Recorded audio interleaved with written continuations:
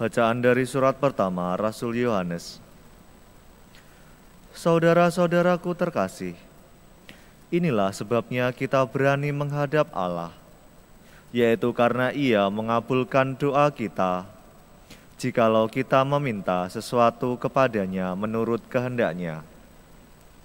Dan jikalau kita tahu bahwa Ia mengabulkan apa saja yang kita minta, maka kita tahu juga bahwa kita telah memperoleh segala sesuatu yang kita minta kepadanya. Kalau ada seorang melihat saudaranya berbuat dosa, yaitu dosa yang tidak mendatangkan maut, hendaklah ia berdoa kepada Allah, maka Allah akan memberikan hidup kepadanya, yaitu kepada dia yang berbuat dosa yang tidak mendatangkan maut itu. Ada dosa yang mendatangkan maut, dan tentang ini tidak kukatakan bahwa ia harus berdoa.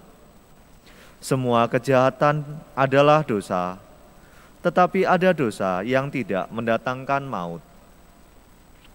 Kita tahu bahwa setiap orang yang lahir dari Allah tidak berbuat dosa, tetapi Dia yang lahir dari Allah melindungi orang itu, dan si jahat tidak dapat menjamahnya. Kita tahu bahwa kita berasal dari Allah, dan seluruh dunia berada di bawah kuasa si jahat. Akan tetapi kita tahu bahwa Anak Allah telah datang dan telah mengaruniakan pengertian kepada kita, supaya kita mengenal yang benar di dalam Anaknya Yesus Kristus. Dia adalah Allah yang benar dan kehidupan yang kekal. Anak-anakku, waspadalah terhadap segala berhala. Demikianlah sabda Tuhan. Syukur kepada Allah. Tuhan berkenan kepada umat-Nya. Tuhan berkenan kepada umat-Nya. Nyanyikanlah bagi Tuhan lagu yang baru. Pujilah Dia dalam jemaah orang-orang saleh. Biarlah Israel bersukacita atas penciptanya. Biarlah Sion bersorak-sorai atas Raja mereka. Tuhan berkenan kepada umat-Nya. Biarlah mereka memuji-muji namanya dengan tarian. Biarlah mereka bermazmur kepadanya dengan rebana dan kecapi. Sebab Tuhan berkenan kepada umat-Nya. Ia memahkotai orang yang rendah hati dengan keselamatan. Tuhan berkenan kepada umat-Nya. Biarlah orang saleh beria-ria dalam kemuliaan. Biarlah mereka bersorak-sorai di atas tempat tidur. Biarlah pujian mengagungkan Allah ada dalam kerongkongan mereka. Itulah semarak bagi orang yang dikasihi Allah. Tuhan berkenan kepada umat-Nya. Haleluya, haleluya, haleluya, haleluya, haleluya, haleluya. Bangsa yang diam dalam kegelapan telah melihat terang yang besar. Bagi mereka yang diam di negeri yang dinaungi maut telah terbit terang. Haleluya, haleluya, haleluya. Tuhan bersamamu Dan bersama rohmu. Inilah Injil Yesus Kristus menurut Santo Yohanes. Dimuliakanlah Tuhan. Sekali peristiwa Yesus bersama murid-muridnya pergi ke tanah Yudea, dan ia diam di sana bersama-sama mereka dan membaptis. Akan tetapi Yohanes pun membaptis di Ainon dekat Salim, sebab di situ banyak air, dan orang-orang datang ke situ untuk dibaptis.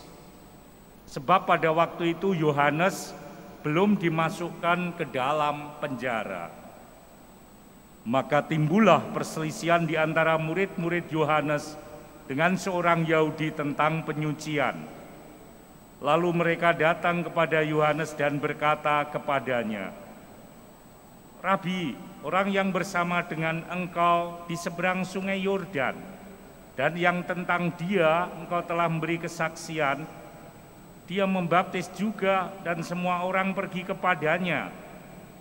Jawab Yohanes, "Tidak seorang pun yang dapat mengambil sesuatu bagi dirinya, kalau tidak dikaruniakan kepadanya dari surga. Kamu sendiri dapat memberi kesaksian bahwa aku telah berkata, aku bukan Mesias, tetapi aku diutus untuk mendahuluinya. Yang empunya mempelai perempuan ialah mempelai laki-laki.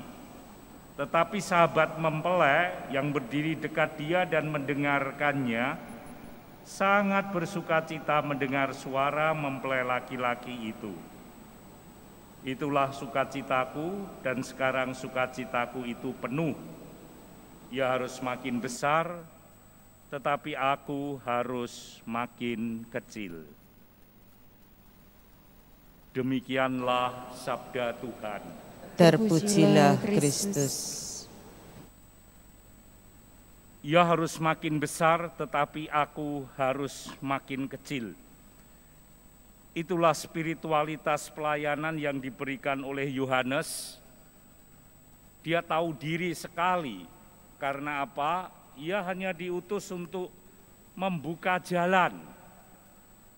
Maka ketika sang mempelai itu datang, dia harus undur diri. Itulah suatu pelayanan yang penuh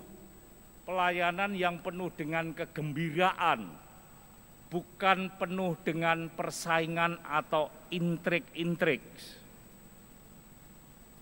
Dalam kehidupan kita, baik ketika melayani dalam segala bentuknya, di dunia pekerjaan maupun di dalam gereja bagi sesama, justru ini yang sekarang berkembang.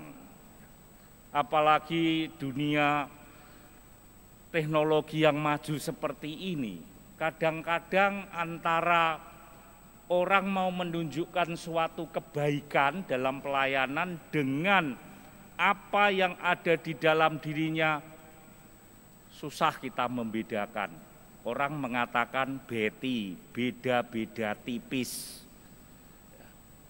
Karena kita tidak tahu apa yang ada di dalam diri orang itu. Kita hanya tahu, ya kita lihat buahnya aja. Firman berkata demikian. Kalau kamu tak ingin tahu seseorang, lihatlah dari buahnya. Banyak kita menjumpai seperti itu, terutama ketika diri kita mau menunjukkan identitas. Bahkan sekarang pun itu, waduh, di YouTube itu kalau orang kita dulu tidak pernah dengar namanya, sekarang itu susah sekali kita bedakan. Ya dia memang menampilkan sesuatu ya, tapi tidak tahu di balik apa yang ditampilkan itu apakah dirinya ingin menunjukkan identitas, mencari popularitas, mencari nama. Kita lihat Yohanes ketika dia sudah berkarya, bahkan juga membaptis sebelum dia ditangkap. Dan ketika Yesus datang, dia langsung undur diri. Dia tahu diri. Orang Jawa bilang iso rumangsa aja rumangsa iso. Inilah yang harus kita pelajari dari Yohanes. Saudara-saudara terkasih, berapa banyak orang terhambat untuk maju dalam kehidupan iman karena rasa iri, dengki, dan tersaingi. Kita saling sikut-sikutan, ingin tampil ke depan dalam banyak hal. Itulah yang membahayakan pelayanan kita. Ketika perasaan negatif itu hidup dan menguasai seseorang, maka sebenarnya itu adalah indikasi jelas bahwa ia sedang menjadikan dirinya sebagai pusat. Orang ingin semuanya terfokus kepada dia. Dan yang nonton seringkali juga gagal fokus, sehingga gagal paham, atau justru pahamnya yang gagal. Nah, inilah yang harus kita cermati, terutama untuk diri kita dalam hidup pelayanan. Maka prinsip yaitu ia harus makin besar, spiritualitas semangat Yohanes, dan aku harus makin kecil, yang kita dengar hari ini harus menjadi cermin, acuan, bahan permenungan untuk mengembangkan serta mengembalikan kita pada sikap yang benar dan penuh. Kita semua ini sebetulnya hanyalah pelayan-pelayan apapun yang kita lakukan. Tuannya adalah Sang Mempelai, Allah Bapa yang hadir dalam diri Yesus Kristus. Apakah kita juga memaknai karya pelayanan kita hanya sebagai seorang hamba? Mari kita dengan penuh sukacita mohon kepada Yohanes agar mendoakan kita, memberikan spiritualitas dalam pelayanan yang penuh, supaya akhirnya Tuhan, nama Tuhan saja, yaitu nama di atas segala nama, Yesus Kristus, yang patut dan harus kita muliakan, kita permuliakan, dan biarlah namanya semakin besar di seluruh dunia melalui pelayanan kita yang penuh dengan sukacita. Kiranya Santo Yohanes Pembaptis mendoakan kita sekalian.